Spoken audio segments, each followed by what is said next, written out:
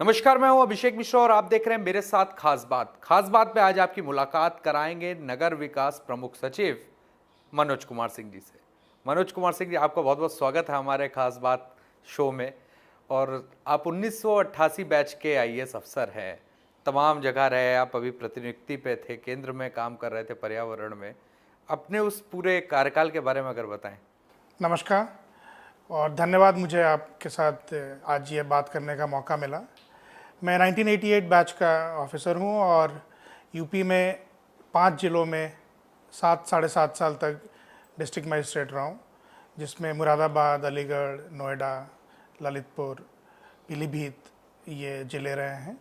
उसके बाद मैं चीफ सेक्रेटरी जो थे उस समय उनके साथ स्टाफ ऑफिसर रहा हूँ और फिर भारत सरकार में हेवी इंडस्ट्री डिपार्टमेंट में डायरेक्टर और फिर वन, पर्यावरण एवं जलवायु परिवर्तन मंत्रालय में 3 साल तक जॉइंट सेक्रेटरी के पोस्ट पर मैं था।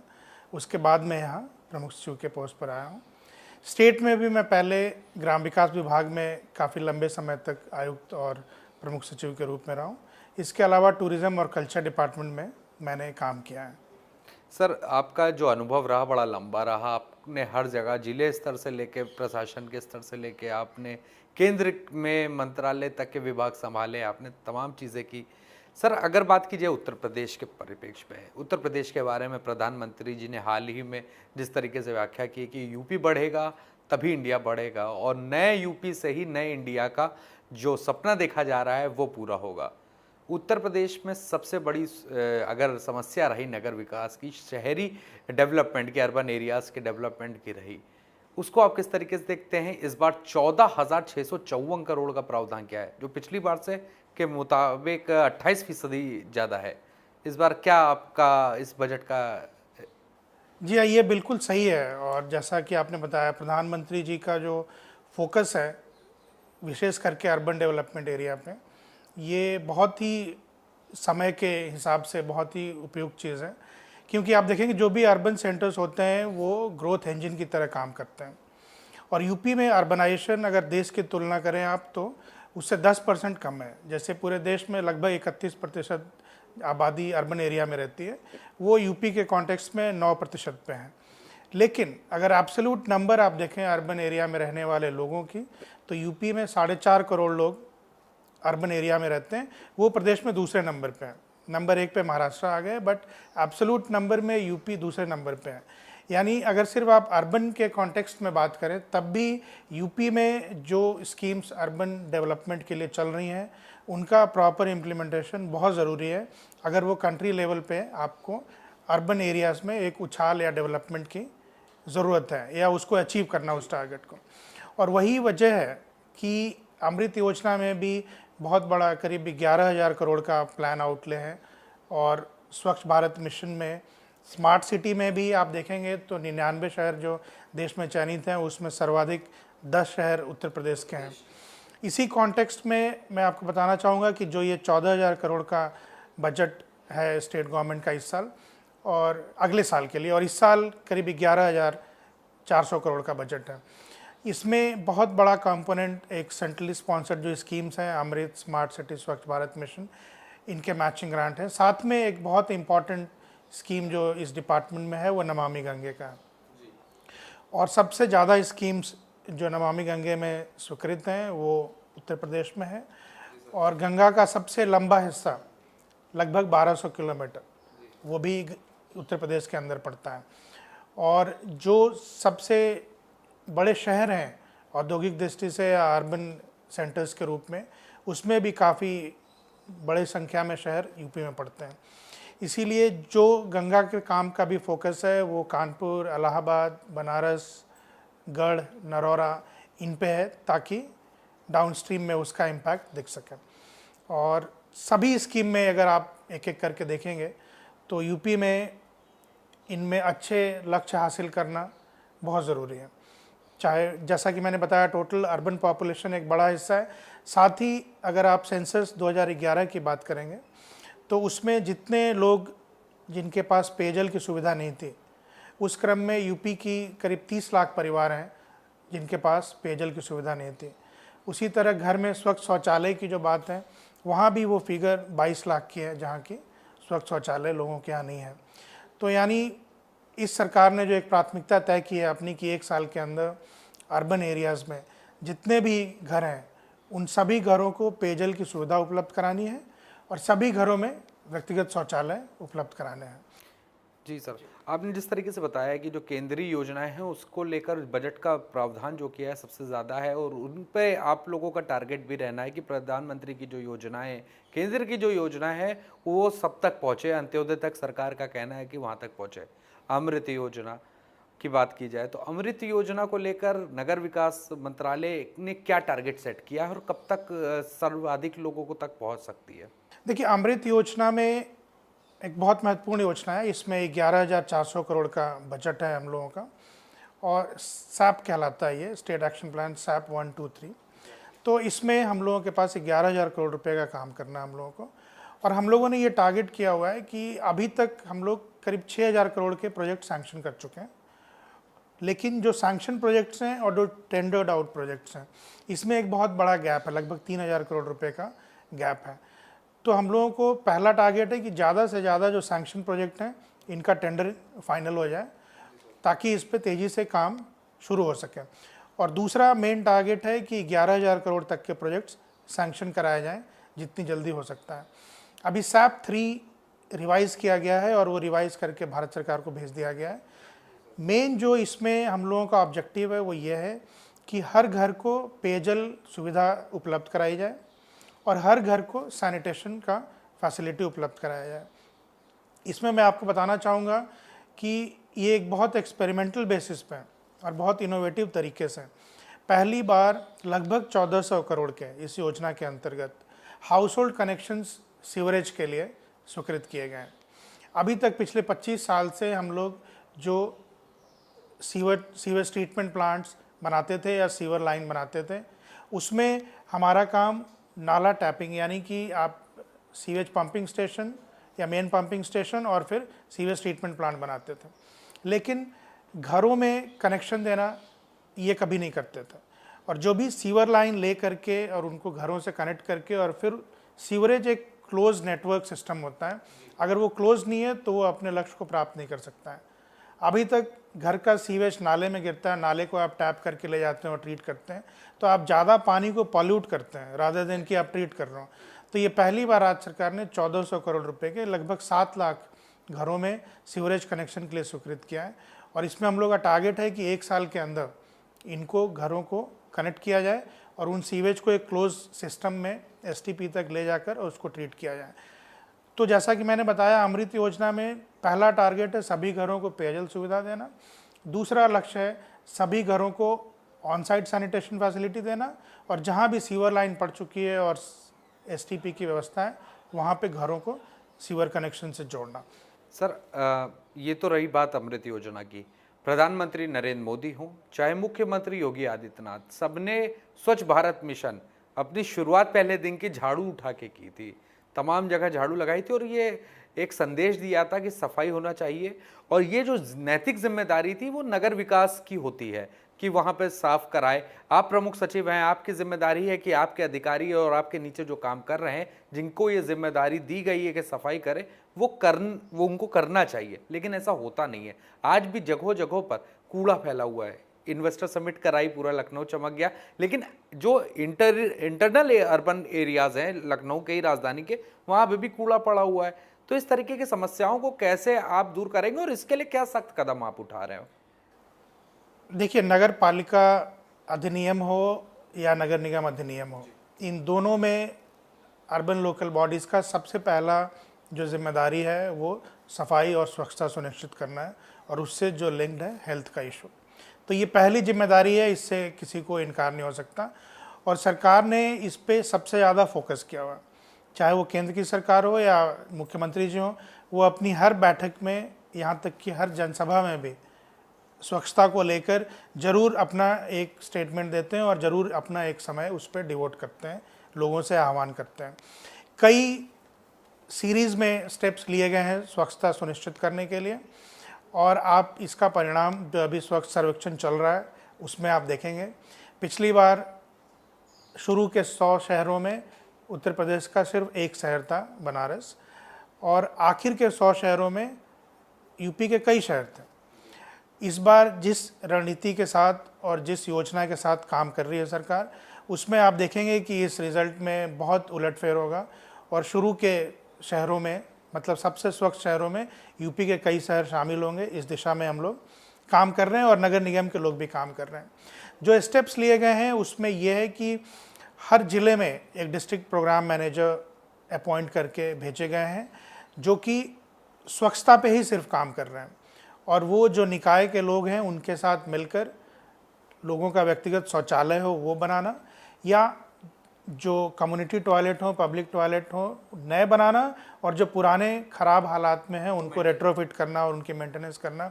उनका मेन फोकस यही है, और सॉलिड वेस्ट मैनेजमेंट के लिए जो भी काम कर सकते हैं।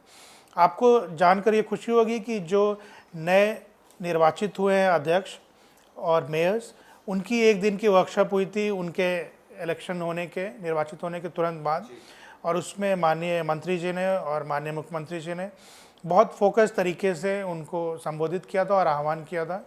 और ये जो डिस्ट्रिक्ट प्रोग्राम मैनेजर्स गए हैं ज़िले में, ये भी अलग अलग शहरों में, छोटे छोटे कस्बों में भी वहाँ के जो अध्यक्ष हैं और मेयर हैं बड़े शहरों में, उनके साथ मिलकर रैलियाँ निकाल रहे हैं, लोगों में एक जागरूकता पैदा कर रहे हैं। ये एक आईसी और पब्लिक मोबिलाइजेशन की बात है, क्योंकि स्वच्छ भारत मिशन के लक्ष्य बगैर पब्लिक सहभागिता के किसी भी दशा में पूरे नहीं हो सकते। सर, आपने बताया जिस तरीके से जो कूड़ा है एक जगह इकट्ठा होता है, कई जगह नहीं है, उसके लिए लैंड एक्वायर करने की बात कही जा रही है।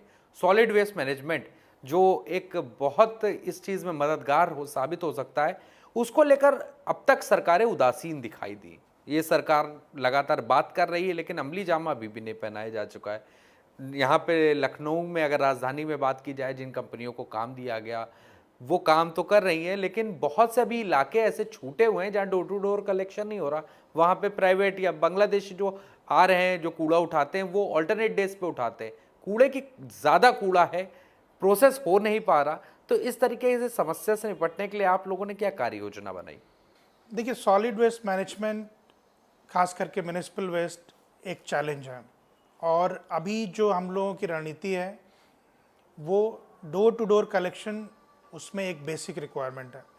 अगर डोर टू डोर कलेक्शन हो और सेग्रीगेटेड वेस्ट का कलेक्शन हो, यानी कंपोस्टेबल एंड नॉन कंपोस्टेबल, ये एक सही रास्ता है सॉलिड वेस्ट के मैनेजमेंट का।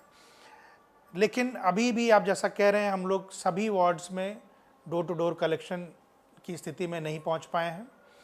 लखनऊ में ही लगभग 60 वार्ड में डोर टू डोर कलेक्शन हो रहा है। 30-40 वार्ड अभी भी, मतलब 110 वार्ड यहाँ पे हैं, उसमें 60 के अतिरिक्त जितने हैं वो अभी डोर टू डोर कलेक्शन की परिधि में नहीं आ पाए हैं।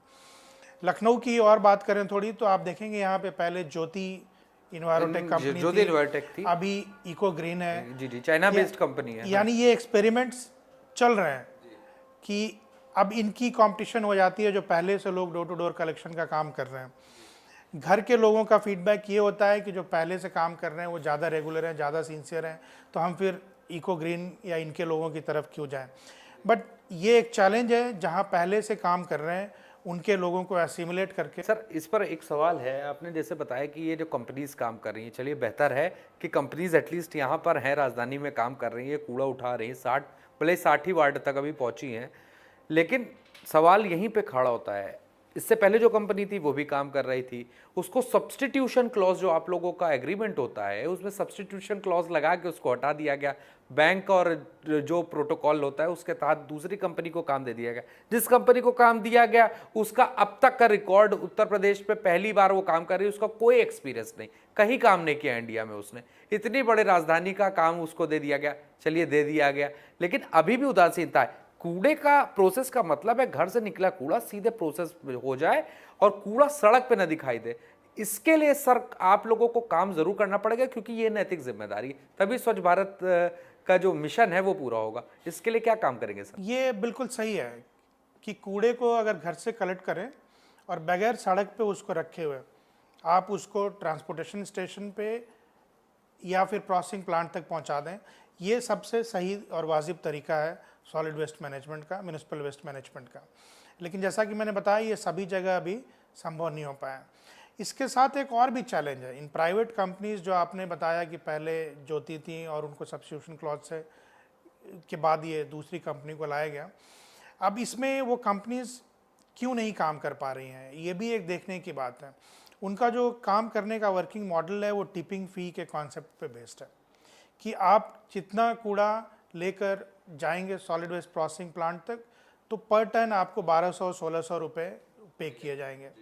लेकिन वो कूड़ा होना चाहिए जो कि आपने डोर टू डोर कलेक्शन के दौरान घरों से कलेक्ट किया है, उसमें वो कूड़ा शामिल नहीं होना चाहिए जो कि नगर निगम के लोगों ने स्ट्रीट स्वीपिंग के जरिए या बाकी जो 30-40 वार्ड जहां आपका कवरेज नहीं है वहां से कलेक्ट करके और ट्रांसपोर्टेशन स्टेशन पर डाला है।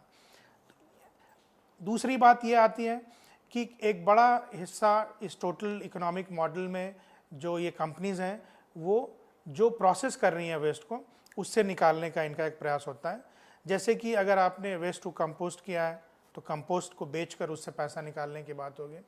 बट आज भी जबकि हमने पॉलिसीज़ भी हैं इसमें कि 1500 रुपये पर टन आपको सब्सिडी मिलेंगी अगर आप सिटी कंपोस्ट बेचते हैं। जो कंपोस्ट बन रहे हैं मैंने इलाहाबाद में देखा, बनारस में देखा, उनकी उस तरह की एक्सेप्टेबिलिटी फार्मर्स के बीच नहीं बन पा रही है, वो बिक नहीं पा रहे हैं। तो वहाँ भी जाकर जो ये कंपनीज हैं उनका पैसा ब्लॉक हो जाता है। आपने प्रोसेस किया लेकिन वो कंपोस्ट बिक नहीं पाया। जहाँ वेस्ट टू एनर्जी प्लांट की बात है, अभी यूपी में 2 PPA साइन हुए हैं, एक लखनऊ के लिए और एक आगरा के लिए। दोनों अलग अलग कंपनीज हैं। अब इनको देखना है कि ये कितना सक्सेसफुली इसको कर पाते हैं।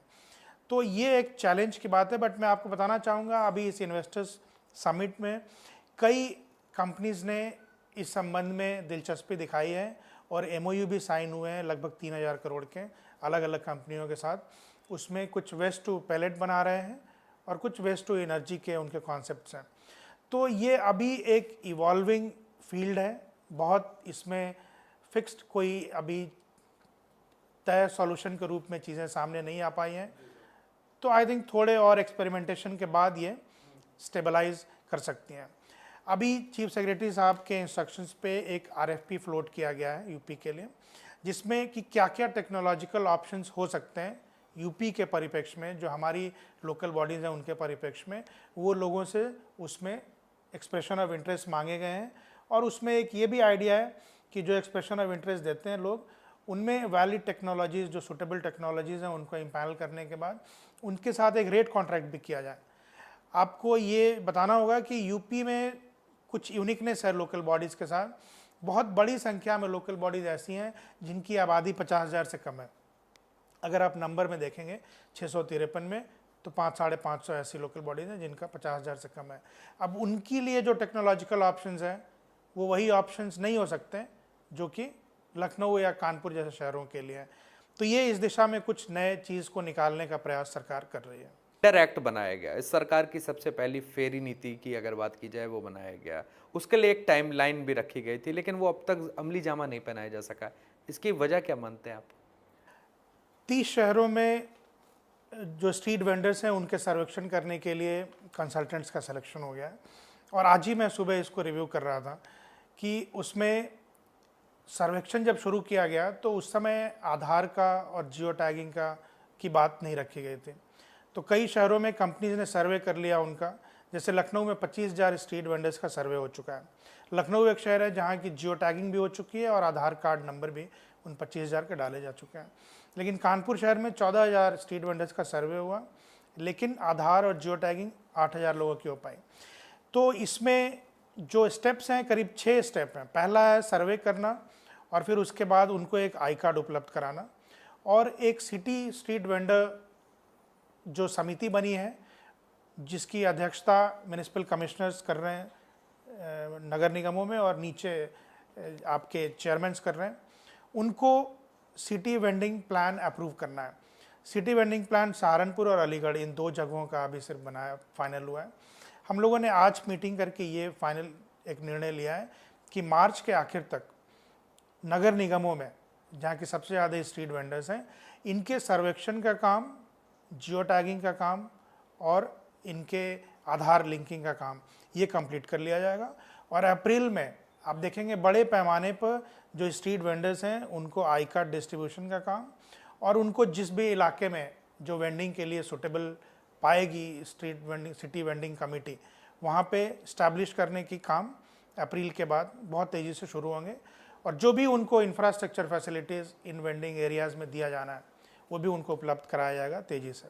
सर 60 लाख वेंडर हैं जो इससे लाभान्वित होंगे, मुझे उम्मीद है आप जल्दी ये काम को पूरा कराएंगे। ये बहुत इंटरेस्टिंग और इम्पॉर्टेंट सेक्टर है। एक बहुत बड़ा तबका है जो कि वेंडिंग के जरिए अपने परिवार को चलाता है।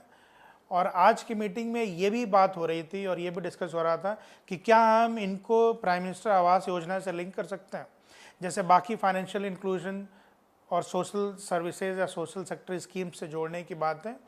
तो आज एक ये भी आ रहा था कि ऐसे तबके के लोग जनरली स्लम्स में या बहुत व्यवस्थित तरीके से नहीं रह रहे हैं, तो क्या हम लोग प्राइम मिनिस्टर आवास योजना में ही एक मुहिम चलाएं कि जिनको हम एज ए वेंडर आइडेंटिफाई किए हैं, इनको रहने के लिए घर प्राइम मिनिस्टर आवास योजना तो बड़ी में अच्छी, कहीं सेलेक्ट करें।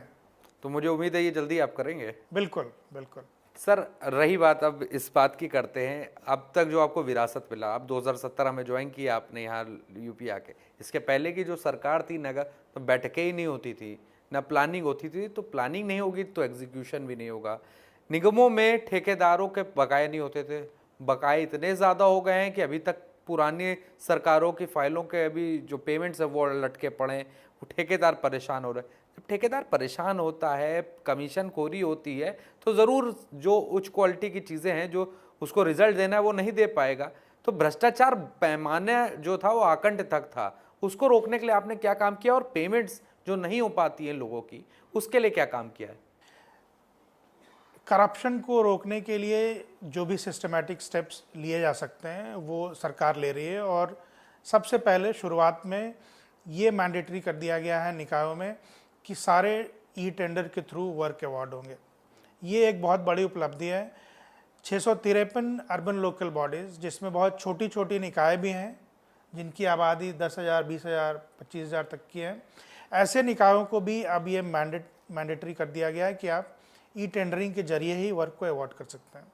और मुझे आपको बताते हुए खुशी है कि सभी निकायों को बहुत क्लोजली मॉनिटर करके और सभी के डिजिटल सिग्नेचर, जो भी एक निकाय में 2 या 3 ऑफिशियल्स के चाहिए होते थे, वो काम कंप्लीट कर लिया गया है। स्ट्रीट लाइट्स में आपकी जानकारी में है कि जितने भी निकाय नगर निगम हैं उनको ESL के साथ एक एग्रीमेंट करके स्ट्रीट लाइट्स उनको रिप्लेस करने के लिए कन्वेंशनल लाइट को उनके साथ एक एग्रीमेंट किया गया है। यानी जो CFL को आप LED में रिप्लेस करते थे तो पहले कहीं पे 20,000, कहीं पे 15,000, कहीं पे 10,000, कहीं पे 8,000 रुपये के रेट से एक लाइट का पेमेंट होता था। बट अब एक स्ट्रोक में एक ये डिसीजन किया गया कि सरकार ESL के माध्यम से इन नगर निगमों में काम कराएगी और वो 7 साल में उसका रीपेमेंट होगा through the saving of electricity bill. अब इससे आप देखेंगे कितने बड़े लेवल पे जो करप्शन के चांसेस थे उसको आपने एलिमिनेट कर दिया एक तरह से इस पूरे स्ट्रीट लाइट के सेक्टर में। तो ई टेंडरिंग, जो भी हम लोग सॉलिड वेस्ट मैनेजमेंट या परचेज का ऑर्डर्स जो भी सैंक्शंस यहाँ से जा रहे हैं सभी में है कि आप जेम पोर्टल के साथ ही परचेज करेंगे। तो इसमें काफ़ी सिस्टमेटिकली ये कोशिश की जा रही है। जो भी काम मौके पे हो रहे हैं, जैसे सूडा के भी कई काम होते हैं मलिन बस्तियों में, आज ही मैप माई इंडिया के लोगों के साथ इस पे बात चल रही थी और प्रेजेंटेशन हो रहे थे कि क्या हम इन वर्क साइट्स को जियो टैग कर सकते हैं और फिर उनका काम कंप्लीट होने का तक 2-3 स्टेजेस में फ़ोटो आ सकते हैं और यहाँ से मॉनिटर हो सकते हैं ताकि डुप्लीकेसी की बात न रहे। रही बात ठेकेदारों को पेमेंट करने के लिए, तो जो भी SFC के तहत और 14th फाइनेंस कमीशन के तहत निकायों को राज्य सरकार से धनराशि उपलब्ध कराई जाती है, उसको पूरी प्रॉम्प्टनेस के साथ उनको उपलब्ध कराई जा रही है। सर आप तमाम चीज़ें बोली, ये सब हुआ। ODF की अगर बात की जाए, क्योंकि ODF एक अपने आप में, ODF की जांच भी लगातार हो रही है। नगर निगम की अगर आपने बात की तो 300 करोड़ रुपए का बकाया है, जिसमें 100 करोड़ तो सिर्फ कर्मचारी के मद का है। तो तमाम भी काम बाकी हैं। अभी आप ऊपर सतही पे काम कर देते हैं, लेकिन आपके नगर आयुक्त की बात करे जाए जहाँ पे तमाम नगर आयुक्त है, इस तरीके का उस लेवल पे अभी भी करप्शन है, उसको कैसे दूर करेंगे और उनको सख्त आदेश कब मिलेंगे जो वो इम्प्लीमेंट करें? ODF में काफ़ी काम अभी करना हम लोगों को, और 9 नगर निगमों ने सेल्फ डिक्लेयर किया है ODF और करीब 40 के आसपास लोकल बॉडीज़ ने सेल्फ डिक्लेयर किया है। बट हमें पता है कि उसका अभी इस दिशा में काफ़ी काम करने की ज़रूरत है। एक टेक्निकलिटी लोग देख रहे हैं इसमें कि ओडीएफ में अगर आपने सभी के घर में जिनके यहाँ शौचालय नहीं था और जगह थी शौचालय बनाने की, शौचालय आपने बना दी। जिसके यहाँ जगह नहीं है उसके 200-300 मीटर के दायरे पे अगर आपने कम्युनिटी टॉयलेट बना दी। रेलवे ट्रैक या इस तरह के जो आर्मी के लैंड है वहाँ पे अगर आपने मोबाइल टॉयलेट्स की व्यवस्था कर दी तो आप ओडीएफ डिक्लेयर करने के लिए, सेल्फ डिक्लेयर करने के लिए सक्षम है या कॉम्पिटेंट है। ऐसा करके एक मानते हुए लोगों ने इस पे काम किया है।